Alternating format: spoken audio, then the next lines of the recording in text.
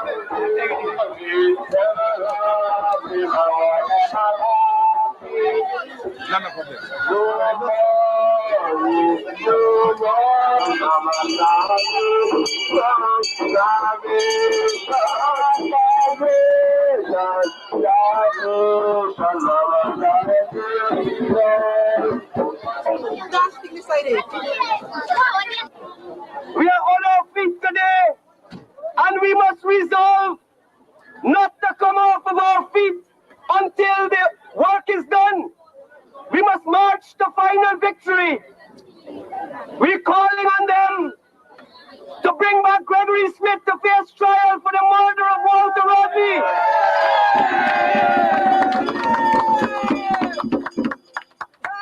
At the time of the last elections, Hoyt said he could not allow foreign observers because they were meddlers. But I notice on the matter of thallium, he has brought in the foreigners to meddle thick and fast. We have our experience of sickness. We have our experience of the tests at the hospitals. And Mr. Hoyt and the American Embassy are trying to tell us another thing. The American Embassy is the same people who are trying to tell us there were no rigged elections in Guyana. Bear in mind that no free and fair elected government could have behaved on this thallium issue the way the PNC has behaved. No government supported by its own people would be caving into the IMF the way that the Hoyt regime is prepared to cave in. We say, take the IMF out of Guyana. IMF, no way. No way. The workers need more than 1940 a day. 1940 is an insult. Let the TUC get off their knees. Stop begging. Stand up and demand a decent living wage. The cost of staying alive is rising. It is rising out of reach. The children are suffering. Malnutrition is rising. We are saying, let the millionaires wait their turn. Settle the debts with the Guyanese people. Sisters and brothers, the march today is historic mainly for the fact that for the first time in many, many years in our country, the opposition is united. A united opposition representing the vast majority of our people are taking to the streets to demand safety and justice. The united opposition, and you see before you marchers, not of one race, not of one age, marchers of both major races and the other races, marchers of the young, of the old, sisters, brothers, and above all, the working people and the sufferers. This is a march of the sufferers. And as we leave to move on to our business in Kitty, we want to leave with more than we came into this village with. And we want to say on behalf of those of us who have marched from Buxton, that we are extremely grateful for the reception we've received in this freedom-loving village. It moves us that the people of our country, in spite of their suffering and their grievances, in spite of their agonies from morning to night, can turn out in the middle of a Saturday afternoon to welcome people marching for safety and for justice. We are saying to Hoyt, begin a dialogue immediately. It cannot wait. Begin a dialogue with the parties of the opposition for electoral reform. Because without electoral reform, without free and fair elections, Guyana is doomed. Thallium, IMF, the dooms will vary, but the doom will be the same. Without freedom, without the right to choose a government, we are doomed in this country. Hoyt must begin. We must force on Hoyt a democratic opening. Bear in mind that people who grew up like Hoyt in the bowels of dictatorship are no lovers of freedom. We must show them that the Guyanese people have not lost their taste for freedom. Today, we are savoring our freedom and we like the taste of it and we need to continue. I want to say finally that our brothers in uniform who have accompanied us all the way from Buxton have been doing an extremely cooperative work. They have been assisting us and assisting the scouts to keep the march in order and to make sure that the traffic is not overly disrupted on the road. And we want these brothers to understand that this march is also a march for them who are not free to march.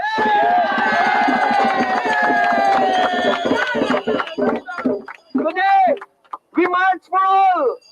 We march for the majority. We march for the sufferers.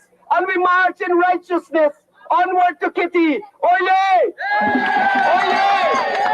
Oye! We got started. We got started. We got the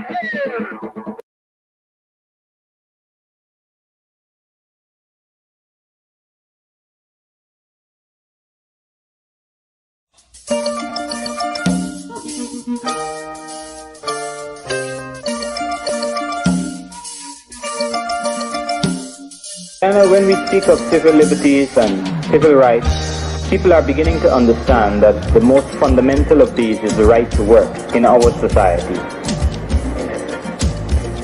And what is occurring in Guyana is that the government is making political capital out of the indefensible position of one who is either unemployed or is very close to the line of being unemployed. I want to say to you all in no uncertain terms that this government is disrespectful to black people. And if people disrespect you, you have a right to disrespect them.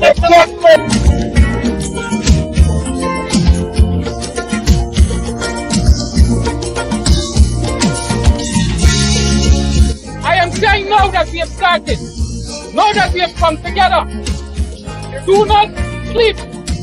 Don't let us go back quietly into the night. Protest must be the order of the day.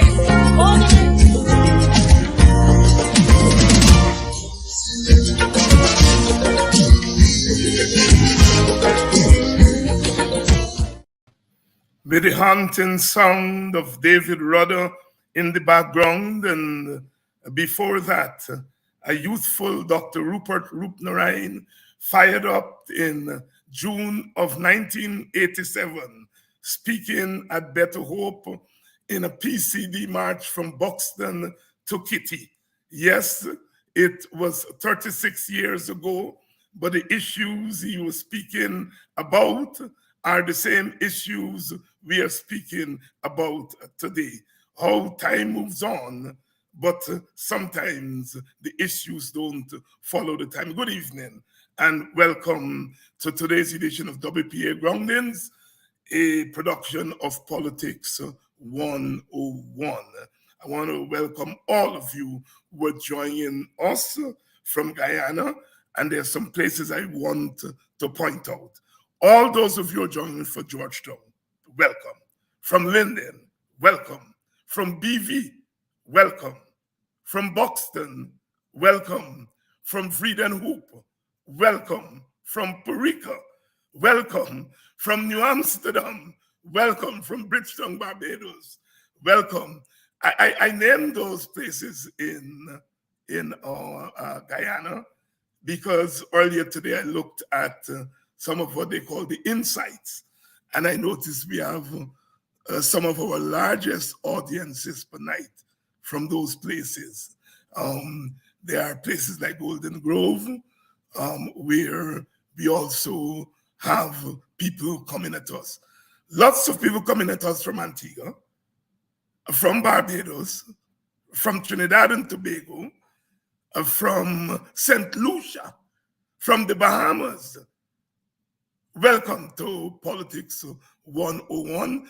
Of course, a lot of you are joining us from the United States of America, particularly the centers where our people are. I want to shout out to those of you in New York City, Washington, D.C., Maryland, Virginia, down there in South Carolina, and the lovely people in Atlanta, Florida. We have a sizable group of people join us from there each night. And my friends who gave me a tongue lashing over the weekend for not mentioning them in Arizona. Big up to all my friends in Arizona who are joining. Nigel and Hubert and all the others from Arizona were joining. A good evening to you, and welcome to today's edition of Politics 101. Of course, it is WPA Groundngs, and we're going to be talking to the WPA people this evening.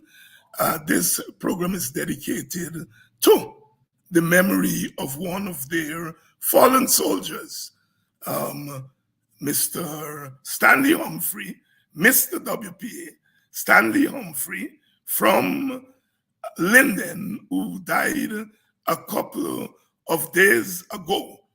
And we are dedicating tonight's program to him.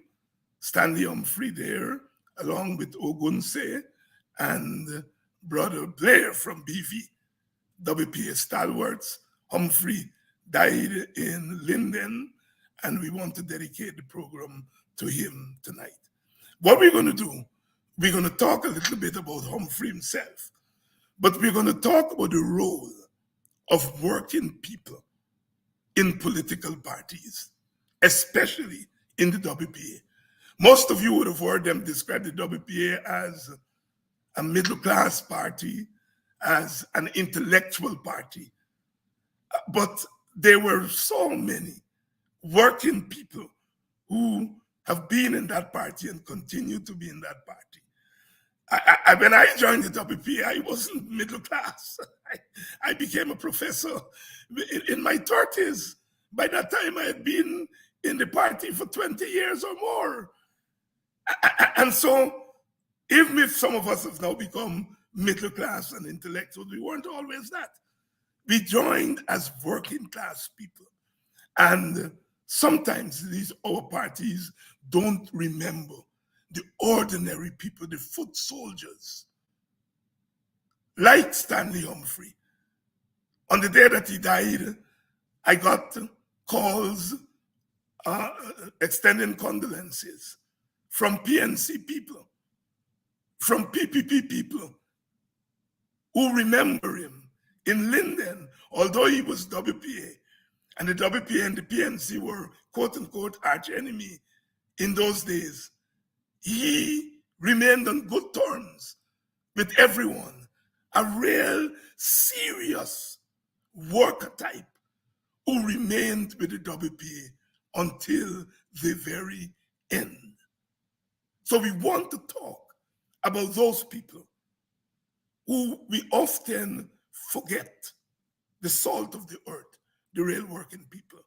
I expect a couple of WPA people to join me: Desmond Trotman, Ali Majid, Dr. Nigel Westmus, and Dr. Westmus is here. Let me bring him in. Dr. Westmus, good evening. Hi, good evening, David. And of Thank course, you for having me. When you joined the WPA, you weren't Dr. Westmus either. You weren't No. intellectual, No. and you weren't middle class, although you were redskin, as we would say, and you were redskin, but certainly not bourgeois, and so forth. Walk us back. I know you and Humphrey had a special bond. I mean, all of us in the WPA had our favorites and so on. But I remember you and Humphrey, you and Stanley. There was something about the two of you, something about you that he admired and something about him that you admired. And I would tag along. And so the three of us were like buddies. And you continued to reach up. And I told the audience last week that when he would see you and I after we became professors, you say, boy, are you coming like bourgeois? No. And, you know, and he would taunt us. But the taunt was never to say that we have forgotten where we come, but it was a reminder, I think. Tell us how you first met Humphrey and how you all became close. Yeah, well, thank you, David, for having me in. I really sad to hear of his passing.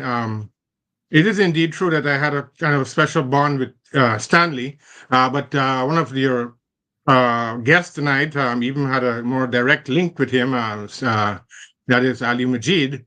But certainly I knew him at some point. I can't remember exactly at what moment in time that we became close colleagues, but during that time, as you know, people came in mass numbers to the party from all regions and from all races in the 78, 79 period. At some point, we always had a Linden batch. And that Linden batch, of course, comprised Stanley. Stanley was, of course, an organizer. He was a blacksmith and a soldier, and also many other areas of Guyman he worked where Ali Majid would probably tell you better of. But certainly he had this way of a very sharp perception. You mentioned his tantalizing and his humor and his ability to to pull us down to the real earth, down with the groundings. But he also was a very sharp observer of political events. He had a very shrewd assessment of people. Again, like you hinted at, it was not malevolent. You'd analyze in the hopes that they would become at one with his idea of what a genial and a cooperative and a groundings persons would be. But he's very sharp in analyzing people. Of all, inside the People's National Congress, of course, he had contact with a lot of PNC people at Linden and Wismar, but also members of the PP who were, at one time we were always in some struggle with. And of course, party members themselves, myself and yourself, as you mentioned, when we came back with PhDs, Stanley was very, very unforgiving in the kind of, pulling us down to earth. And he had a very quick wit and very clever way of analyzing where we departed from. In other words, what we didn't say or do, or how we're ignoring aspects of the struggle. So yes, I would agree with you completely that there's another part of the party. At the time when we met with Stanley, the time when we worked with Stanley, there was no sense of being quote unquote bourgeois. We were all in the trenches. I remember you and I had to share fried rice and cut it in half. The same thing with Stanley. When we went to have a wash down after a public meeting, Stanley would be in his element, always observing and making comments and joking with us. And so, yeah, I would say that overall, he's a remarkable human being. He had a lot of no enemies at all. I mean, even those who would dislike him, he had a way of disarming them with his wit. And in part, he was well famous for his sharpness. I mean, Desmond Trotman could tell you about him as well. He and Desmond and I worked sometimes in the office together, and he would give a who is who of behaviors in the party. He knew every activist, and he could analyze them very clinically. I'm talking about from the leadership down to the rank and file. He could give a very good thing. I remember one particular time, he had a very good way of analyzing you, David, when we were in a public campaign and there was some dissension in the ranks, and you offered to let our good friend, who's now a pastor on the West Coast, what's his name again? Norman Dalrymple, yes. You gave him the vehicle to drive. The Yes. long walk. The long walk. The long walk. As soon as you gave him the directed thing, he said that the dissension ceased and Dalrymple went over to your side. And he was very critical. You see how David Norman were in unity, not to rebel, and David, who is in charge of one aspect of the long walk, give Dalrymple the vehicle, and Dalrymple loved to drive. And that was the partnership breakup. Right? So that is element is what he was like. And I said before, Ali Majid knows him better from his Linden side and on the Wisma side. He always had a very good in the community, people like Frank Fife and others, Walter Rodney. There's a picture I put on Facebook. Franny. Yeah, Franny, Kwesi, Franny and him were like tick and thieves. Stanley and Franny would always come down together. So they were like twins and so of representatives from Linden. And so they became famous and also became close to a number of us. And at some point, I just gelled with Stanley. He had a way of dealing with things, that was very, very remarkable. And I think he had a human instinct, which is kind of, if you don't know him very well, you wouldn't understand how sharp he was. Yeah, and he was a bauxite worker. He worked in the bauxite industry. And I remember when I first made contact with him in the late 70s, he was fiercely loyal to Walter Rodney. I mean, he was part of that cadre of men and women from Linden that Rodney drew to him, and he was fiercely loyal to Walter, and not in a worshiping way, but he not a starry-eyed way. Yeah, he had a really keen sense. And in this picture, here is Walter speaking to bauxite workers, and there is Stanley with his shirt open, with his folded hand, and this is Walter. The workers would get off from work at the bauxite company, and Walter would be at the bauxite gate with the WPA and others. All of us were there, and the workers will come from work and come straight to the public meetings. And Stanley was part of that group that Walter was able to connect with. Talk about the way in which the working people like Stanley, Humphrey, how Walter was able to connect with them in a way.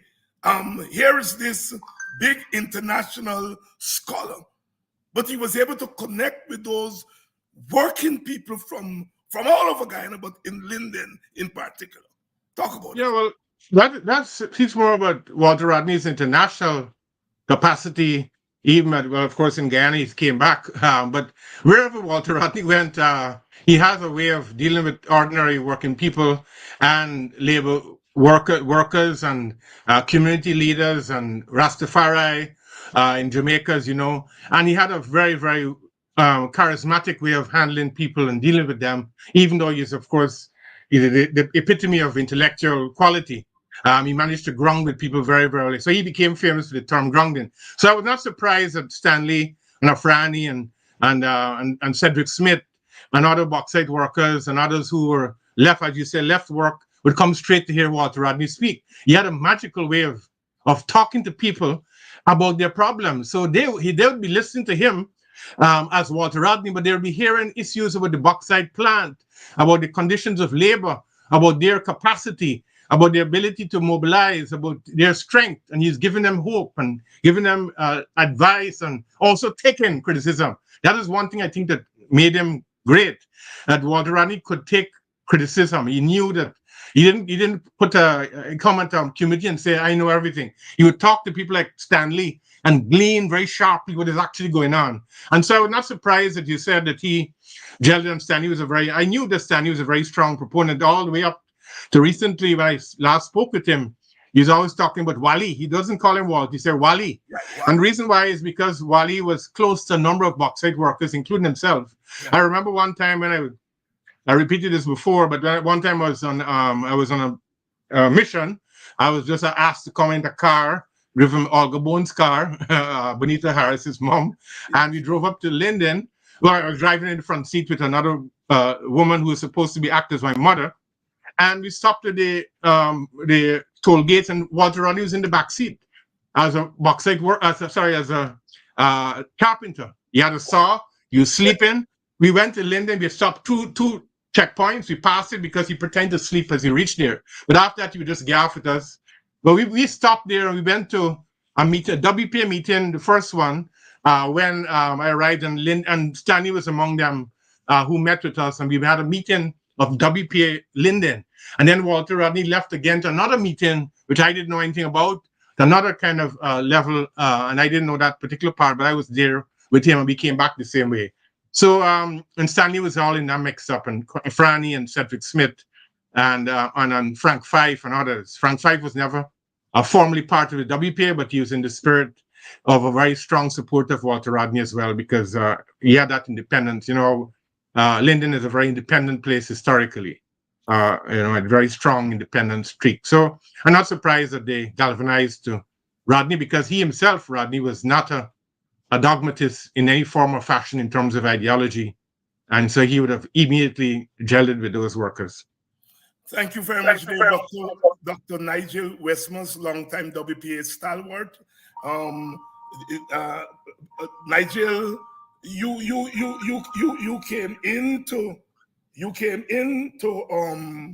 to the WPA, and you were going to classes at Walter's Bottom House. At the same time, we were having, and these were quote unquote political classes. We in Buxton were having classes in Quiana's flat. And what we didn't know at the time is that Quiana and Clive Thomas and Rodney would travel up to Linden and hold the same classes with Stanley and them. So it was the public meetings, but it was also the quote-unquote semi-formal learning of politics. So here, Westmus in South, David Hines in Buxton, and Stanley Humphrey and others at Linden.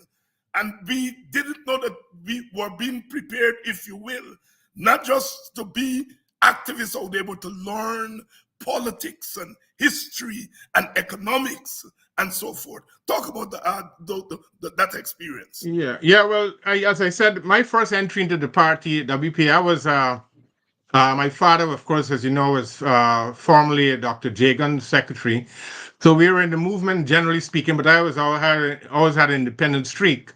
I never formally joined the other organization, but I was there loose, as an individual in the city. I didn't go to UG at the time because those were, tough days. But one day, Bonita Harris asked me to come to classes at South Rheinveld. So we took a minibus, went to the class, and then there when I saw Walter Rodney in classroom. So I still have a syllabus notes from some of his classes. He talked about Marxism, he talked about Guyanese history, he talked about a whole set of issues, the environment, the cocas, that kind of areas. The classes continued for a couple of weeks. I can't remember exactly when they ended, but as you just correctly said, there are contiguous classes going on, which I didn't know about. I knew of UC Quiana, but I didn't know him directly, so I wasn't in Buxton that often. And so at Linden, certainly I didn't know the classes were going on as well. So, but you were correct in saying that there are complementary of all of these education in struggle and different formats. It might take on a different tinge in Buxton, or it may take on a different tinge in Linden. The one I went to was a mixture of working class and middle class folks. So there's a certain trajectory in which Walter spoke.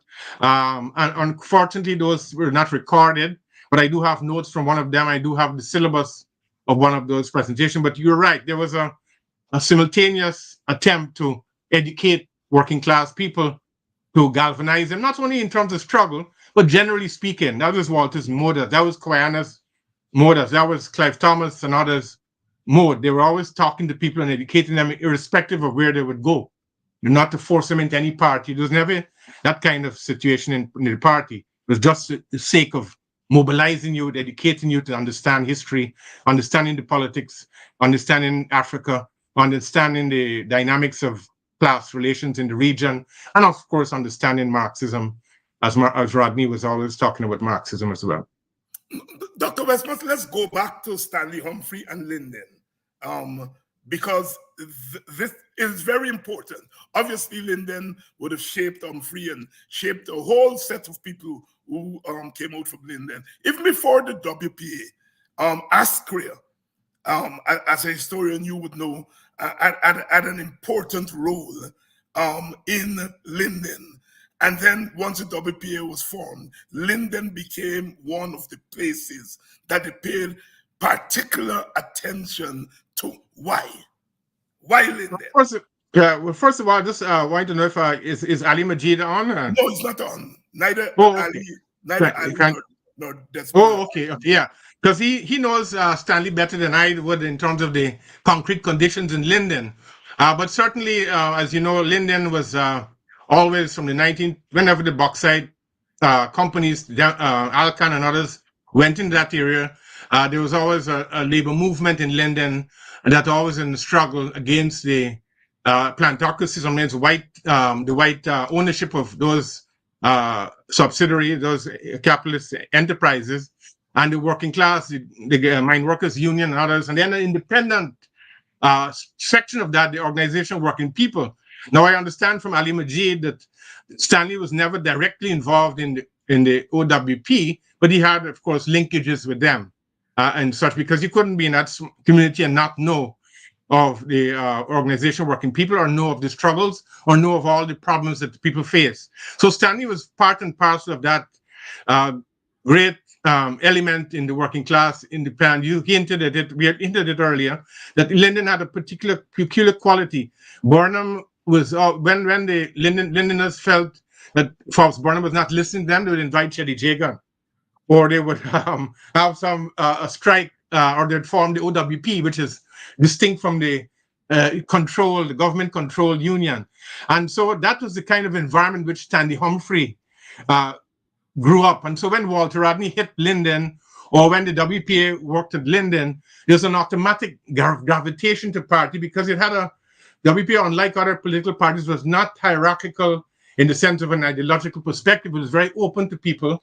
As you hinted at the start of the show, it had more working class people than any other quote-unquote middle class folks. Yes, there were those, but there's also large numbers of working class people from the Sugar Belt, from West Coast Demerara, from Linden, from the West Coast Berbice, from all parts of the country. In Berbice, East Coast, of course, galvanized into the party. And so those meetings of workers brought together across unions. For example, the Bauxite and Walter Rodney and others in the party were very instrumental in sharing ideas about how to go forward with both sets of working people, the sugar workers and the bauxite workers. And one of the images you put up on the screen earlier, with Stanley sitting next to Amir Mohammed and Clive Thomas, was a meeting actually with Gawu.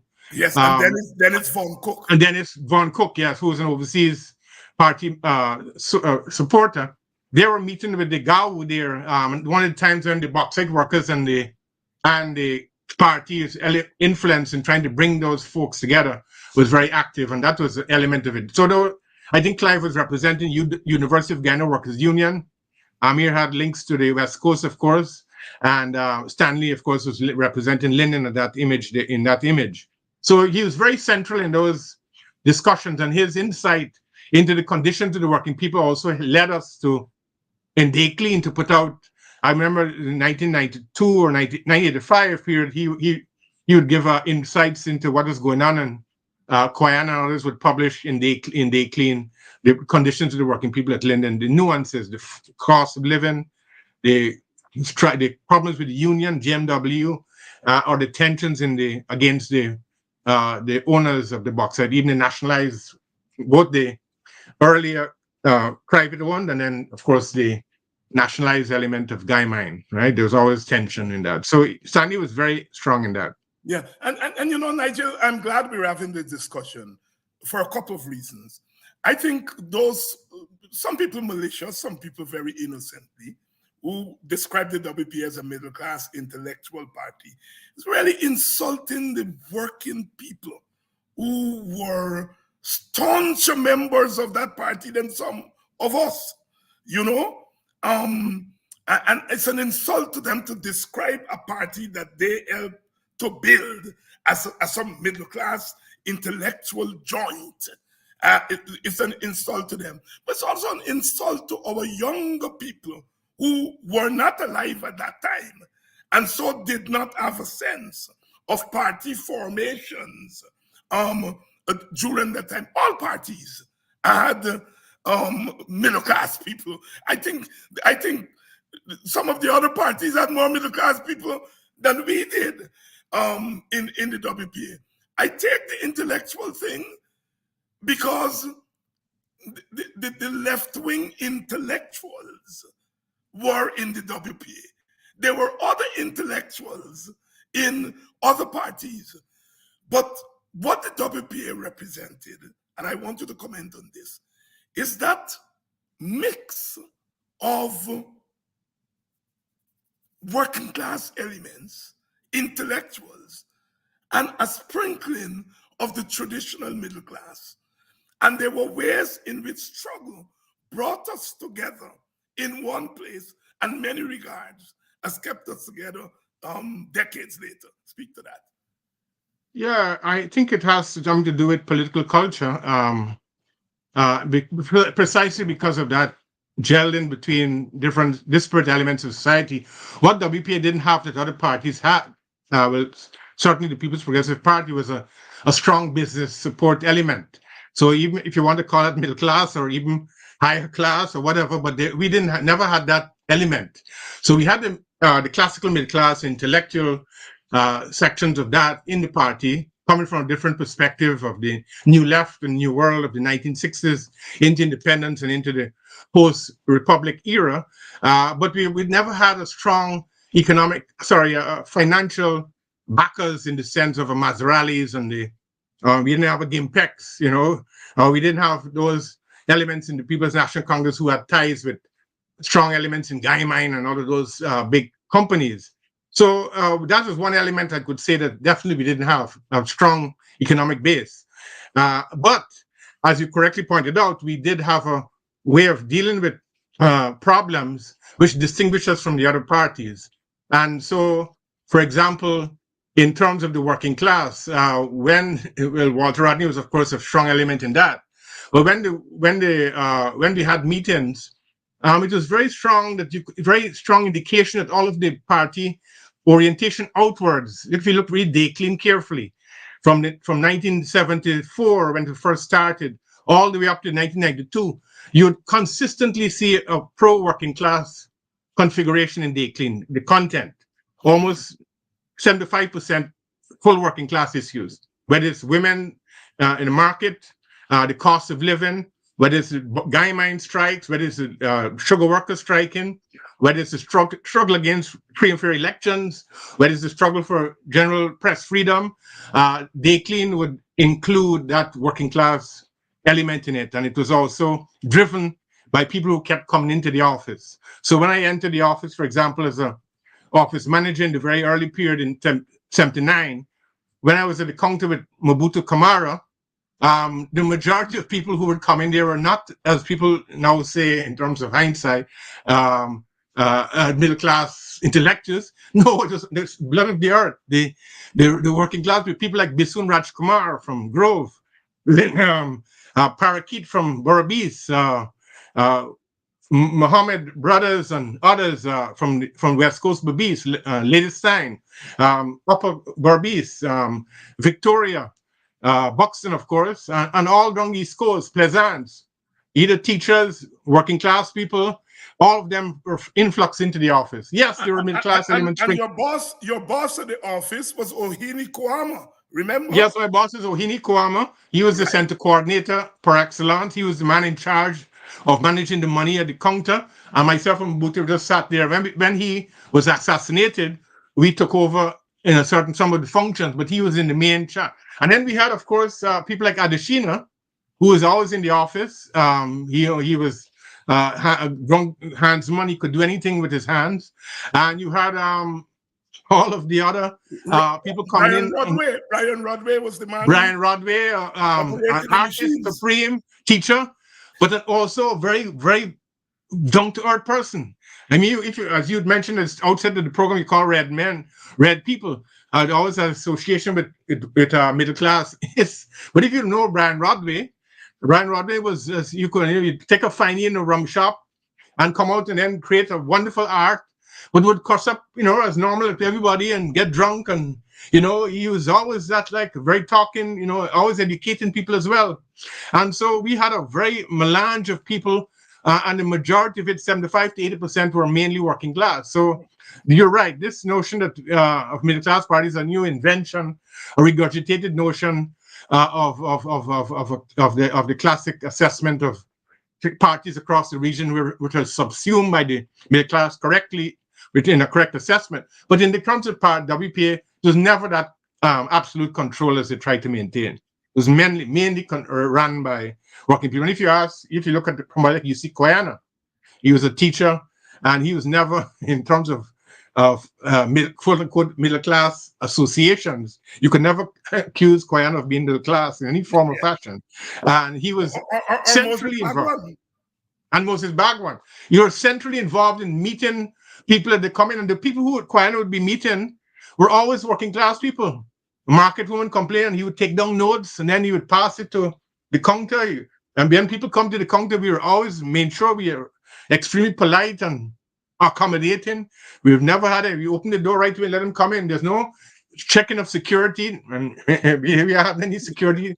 I think the check people just walked in and met Koyana, met Brian Rodway, met others, and I, and others. And so those people would come in and do work and edit. And so Bonita Harris and people were usually accused of being middle class, but they were not the direct engine of the party in those days.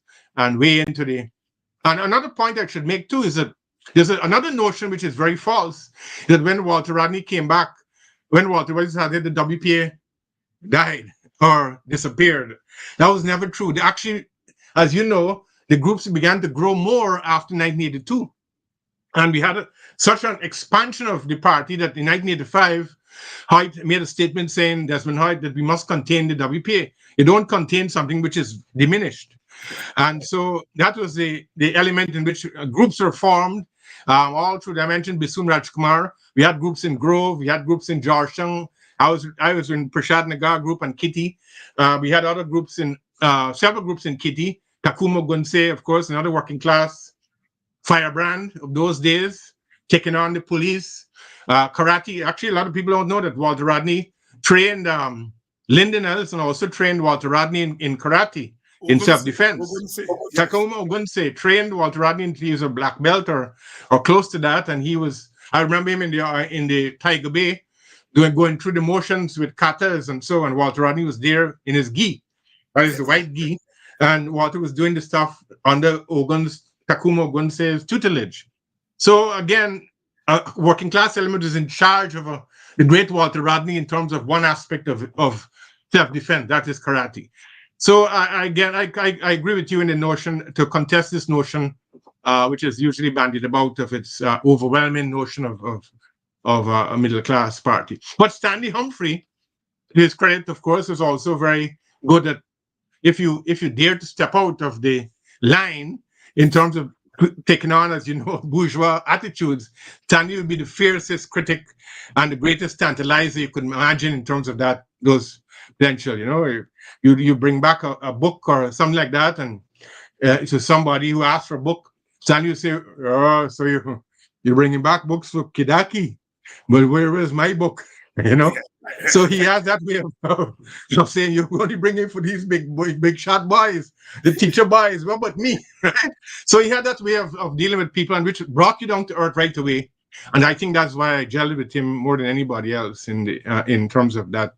One of the closest friends I had in the party. Yeah, I played an excerpt from a speech that Dr. Rupnarine gave at Better Hope in 1987. And Rupnarine is another pillar of the WPA.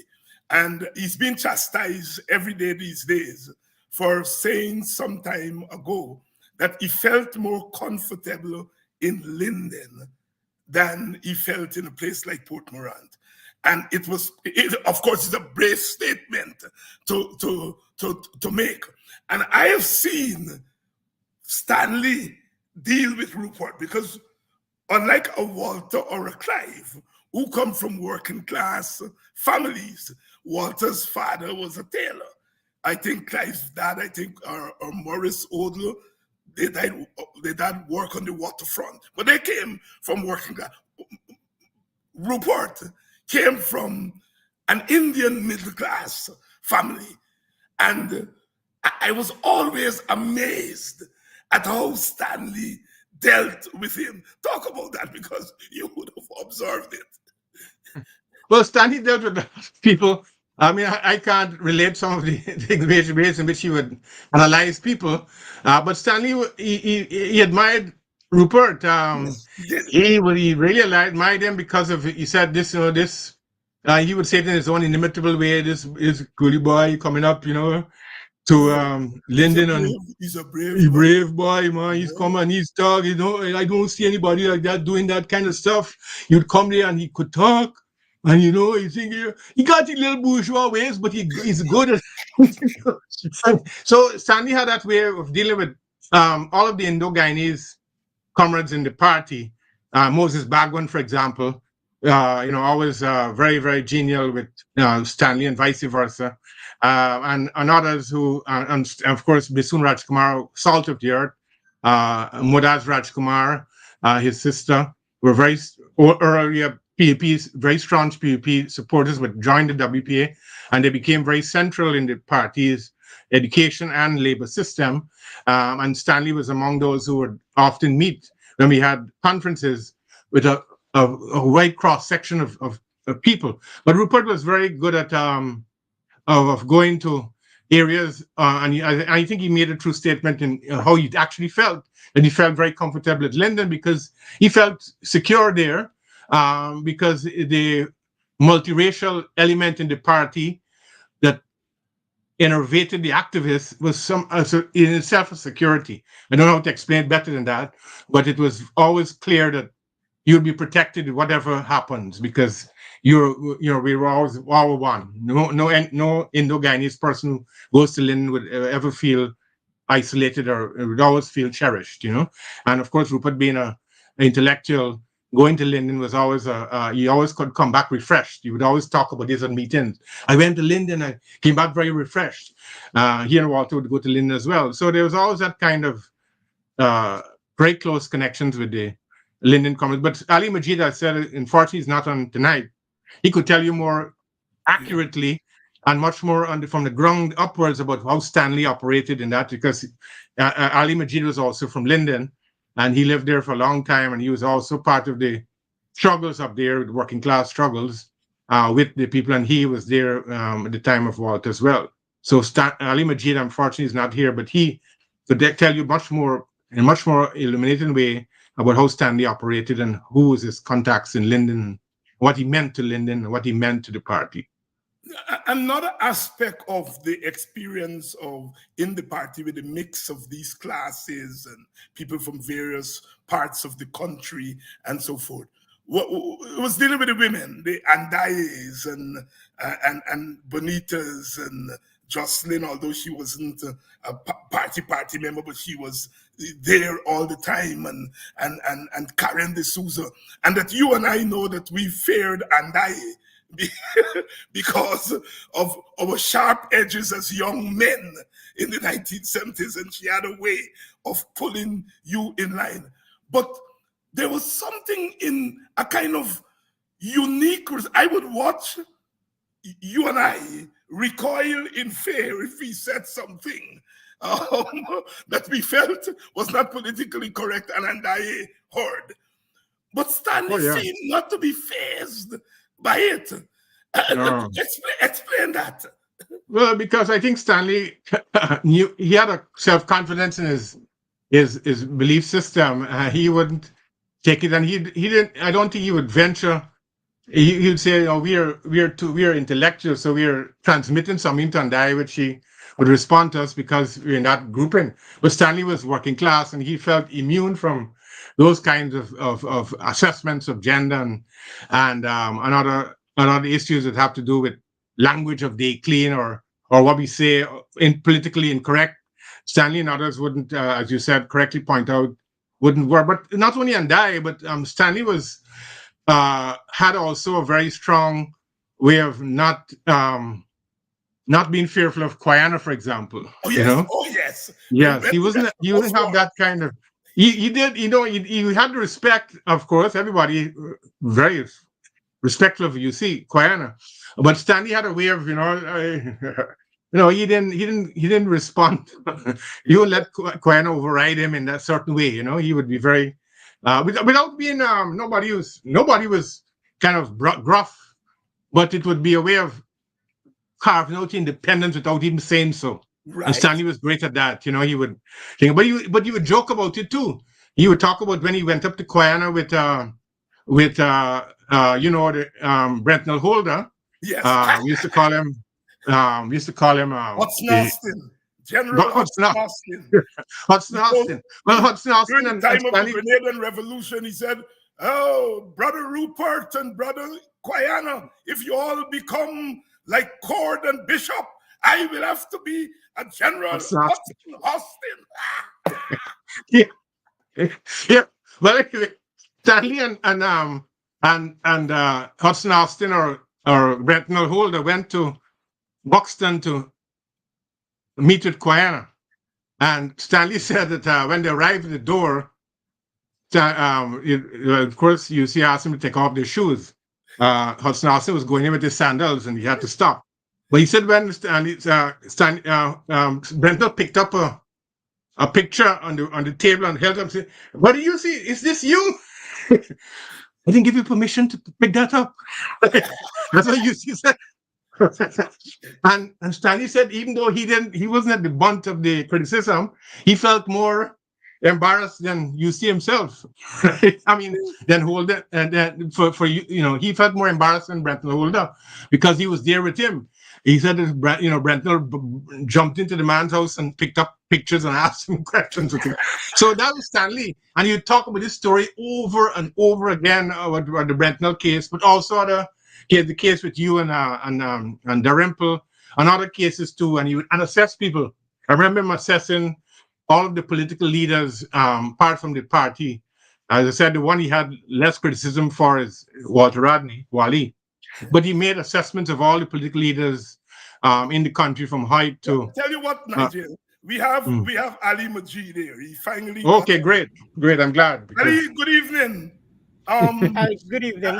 And although we are all party members, we have to give you our sympathy because you and Stanley were real buddies. In fact, you're the one who broke the news to us that he passed away last week. You were in daily contact with him. How you met Stanley and what was that friendship like that lasted all these decades? Okay, you hear me? Yes, I hear you. Yes. Okay, good. Yeah. Pops made a good point to start to say that I first interacted with Stanley around 1975. And that would have been at one Walter classes as was alluded to earlier by Nigel. This very first met him, but we had a very loose kind of relationship. But myself and Stanley, without collaboration by us, we had similar parts in many areas. One, well, we were both employed by the company. We were both members of the GNW. We were both shop stewards and branch officials in the CNT branch, which is the clerical and technical branch, and the industrial branch, which is the largest branch. And by virtue of being a shop steward, you would have to make representation. Stanley, being Stanley, and being in what we call the machine shop and the plate shop, where the noise could be very high, very high. You got to speak at a level that you could be heard. So Stanley used to speak to be heard in that kind of environment. Yes, he would speak to be heard. And he made a lot of representation, but I got to take you back. Stanley joined the company in 1960. I joined in 1972. Stanley had a lot of activism before 1970. He had a lot of activism, and it wasn't easy then. It wasn't easy then. Okay, but going on from where we were, shop steward and branch officials, we had participated in almost all the main struggles there were in Linden, where there's different, whatever strike there was, in whatever type of industrial strike. And well, our activity led us on to the food strike, as we call it in 1983. You may recall that the food strike led to a large protest, and the cause workers had decided that they're going to strike one Yes. day per week, 1 day per week. This was after a worker whose name was Leach catch bad feelings one morning, and then you all down tools, and Yes, it then was you all part of it. began to strike once a week. Yes. Yeah, and the company retaliated by cutting the work week to 3 days per week. But we said no, we can determine how we work on that kind of stuff. So the strike prolonged that kind of for a long time. But it culminated with both myself and Stanley, among other union officials, like 50 something, being retrenched in 1983. Yeah, Yeah. Yeah. we were retrenched. But continue myself and Stanley, both of us at different times, without, as I said, collaborating, joined the WPA. We were members, joined the WPA. And we became executive members of the WPA at different times. But we are there perhaps like 20 years, 20 plus years as EXCO members. So those are the parts that we have gone through. Also, we were both RDC councillors, Stanley in Region 10 and I in Region 4. By virtue of being RDC councillors, we would exchange ideas, discuss different things happening in different councils and in different communities. But the thing with Stanley up there, he was virtually a one-person opposition, so to speak, even within the same group that had him as part of the ticket. Why? Because Stanley had opposed what he seemed to be improper procurement practices, and he had challenged it. He would tell the chairman of the RDC, whoever the person would be at the time, and he would speak out. Stanley was so convinced and had his own convictions that he would reach agreement with councillors to discuss approaches. But Stanley would say, when you go to the meeting, they stay quiet. Stanley nevertheless would stand up. He, being in a minority of one, it wasn't his problem. Ali, Yes. I want to pose this question to you, Ali. He seemed to have frozen there. Are you hearing me, Ali? Yeah, I'm hearing you. Yeah, I want to pose this question to you because here were people like yourself and Stanley who were and continue to be working class to the bone. Not like Nigel and me, who left the working class and become professors and so on. You all were working class from the beginning to the end. And here you all were in a party that did have some of the top intellectuals, did have some middle class people. Did you all feel out of place in that kind of family? Talk about how you all managed in a party like that. Well, I would think that let me speak for myself, and I would think perhaps Stanley too. But I would think that being in the company was a great, what we say, added help to us to learn and understand. Nigel had spoke earlier about Walter classes. Those classes infused in us a lot of knowledge and a lot of conviction of where we are as working class people. So we saw those brothers, Walter, Clive, Rupert, and all those we would call intellectuals, as person there who would pass on knowledge to you. They were not people who sitting there and talking above your head. We were in a room talking, and we all understood what it's about. So we could have leveled, we could always get our point of view over. So no, I was never intimidated at any time in those positions. I think The same with Stanley, and as Nigel will tell you, Stanley will tell you, he got to tell you. He would describe everybody and the kind of stuff there. So Stanley had a problem either. Yes, Yes. he was not intimidated by anybody in the party. He would not, as I said, suffer fools easily. Brothers, a fascinating discussion, and I think these kinds of discussions are important in terms of passing on, especially to the younger people. What it's like to be in a political party. These days, people walk off the streets and walk in to the executive of parties and didn't go through the ranks. Both you, Nigel and Majid, Mondays were special days at the WPA office because that was day clean and open ward day. And you will have the bassoons, the Blairs and the Holders, the Chan, the Stanleys, and the vendors all meeting up in the WPA office on a Monday. Nigel, talk about Monday in the WPA office. Well, yeah, those are great days. Nostalgic because, as you just correctly point out, everybody who came collect material. So Linden, Herman Holder was the biggest, by far the biggest circulator of papers. He had a big swat from BV all the way through.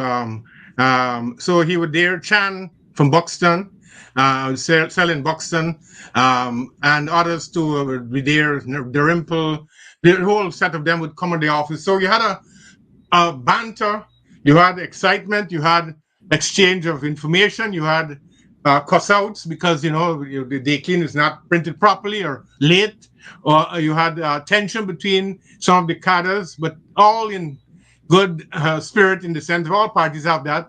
But it was always a generative thing. You felt that there's something is happening because day clean day and Monday we're going to spread it out like what they call when the one of the cricketers, John Arlett, said when Clive Lloyd arrived at the wicket, fieldsmen are being sent like missionaries to far places. well, you had that in WPA that these people would collect and then they would go like missionaries to all parts of the country with day clean to sell, and then come back and account for it on Friday or whenever, and bring back and if there are any leftovers, very few, and also talk about their encounters, right? Whether dogs or so you had that kind of very, as Ali would know, very convivial way, tantalized, joking, energy. It was really remarkable. And just in a small office, when we moved to Kroll Street, the same thing. You had that energy of people coming to pick up papers. But I'm talking about Tiger Bay, in the heart of the working class area of Georgetown, where people would come from all parts of the country to collect newspapers. And Brian Rodway would be printing too. And if you make the mistake of putting them in not in hundreds, but in straight lines like that, you'd get what Brian Rodway's tongue. I remember getting cussed out one time because we put them straight ways and he took a long while to print them out and, parcel them off and we put them together and it was a big story, It was really great days. Yeah. Ali Majid, how do you want to remember your friend and colleague, Stanley Humphrey? Well, I want to remember him as someone who stood up, someone who has shown conviction, someone who was able to represent workers, someone who, regardless of what his circumstance is, look, this is wrong, and you got to defend it. Stanley is a person who we say as we say, had him. Stanley, he's living in London like for 63 years. What I would wish is if what Stanley has for could somehow be imbued in the community of Linden, because certainly the kind of fight that Stanley would have demonstrated, singly at times, many is not seen it at all in the community. So if at least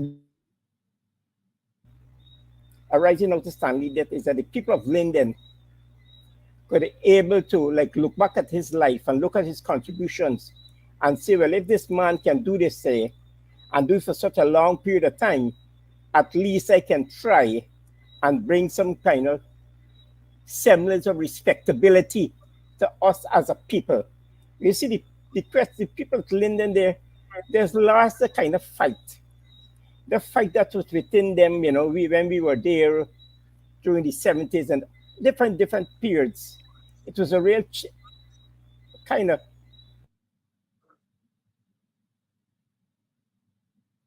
We seem to have lost Ali there. Nigel, I'm here.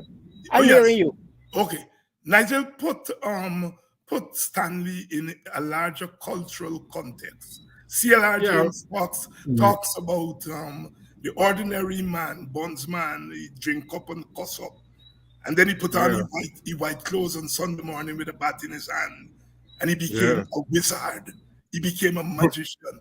Talk about the Stanley Humphreys, who didn't have the degrees and the name recognition, but without them, we who are better known would not be this known. Put him in that larger cultural Indian context. Well, Ali Majid put it correctly. Stanley had an independent streak and a fighting streak, which was remarkable. And I mean, that's why so many people liked him and galvanized, because he never suffered any fool, even in the box side, even among the very people he's struggling with, he would make very critical remarks. But I remember him fondly for his quick wit and his sharp way of demobilizing like fears of the other, and also making a critique at the same time. In other words, you would make a critique, and you wouldn't. It would be in such good humor that you feel disarmed, and that is a rare quality that I don't think even some great politicians have. And that is why I think he galvanized towards Walter Rodney, because he could analyze. As Majid quite correctly pointed out, he knew the shop floor, he knew Linden, he knew the guiles of the people in charge, the managers. He knew the weakness of the workers around him, and he knew the weakness of the system. But he also knew that there was always hope, and he would translate that into always wishing for that period of time. In other words, he would reflect on the great days and always looking forward to the future. And I remember him that way, even to the last, because I know one of his friends, Jarek Rutherford, who he stayed at in New Jersey, posted on Facebook. He agreed completely with it. I remember Keith Scott, not a WPA member who went to NFA. He also talked about the ways maybe we'd go in the car with him, how Stanley would pull us down. With Keith especially, you'd pull the Keith down in a very very way, very skillful. But what you don't understand, going back to the independent working class, I would call him a working class intellectual without the intellectual tag. He understood people very, very well. And Ali could bear me out. He could analyze how you walk, how you talk, and he could see through falsity. And that was the greatness about Stanley Humphrey Collins. Stanley Humphrey Collins. Ali, when is the funeral? Well, they are waiting another daughter to come in the country, and I will get the date maybe pops tomorrow. Right. But the funeral is on Saturday, but I don't have the detail as in terms of the time and the church. It will be on Zoom. I will get the details later and send it out. Ali Majid, Nigel Westmus, WPA stalwarts here tonight. Talking about their brother, comrade, Stanley Humphrey, who passed away this past week. Long-standing members of the WPA, reflecting on Stanley and in true WPA style, using the death of the brother to speak about the larger struggle and to speak about a moment in history that perhaps some would argue was definitive in our post-colonial journey. I want to thank you all, brothers, for coming on, and on behalf of Politics 101, express our sympathy, our condolences to the family and relatives of Stanley Humphrey and the people of Linden, because he came from New Amsterdam, but he was a real Linden man and known by one and all. Thank you all very much for coming through, Nigel and Ali. And to you, our audience, I want to say thank you, as always, for sticking with us. We come in peace, we live in peace. Tonight, we talk about an unheralded hero, one whose name is not a household name in the larger Guyana, but whose contributions are very much integral to the household that we call Guyana. Good night, and tomorrow I will be here at the same time for us to continue our conversation, because this indeed is a conversation. Until tomorrow.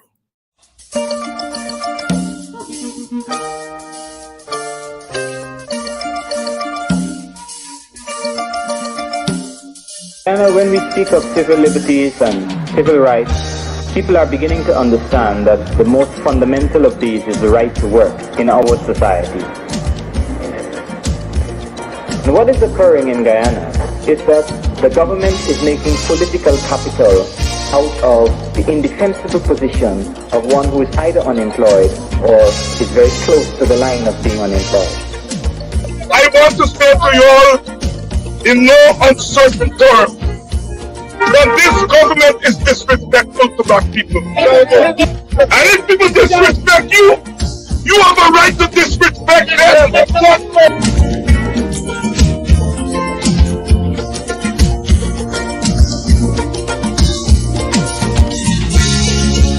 I am saying now that we have started, now that we have come together, do not sleep. Don't let us go back quietly into the night.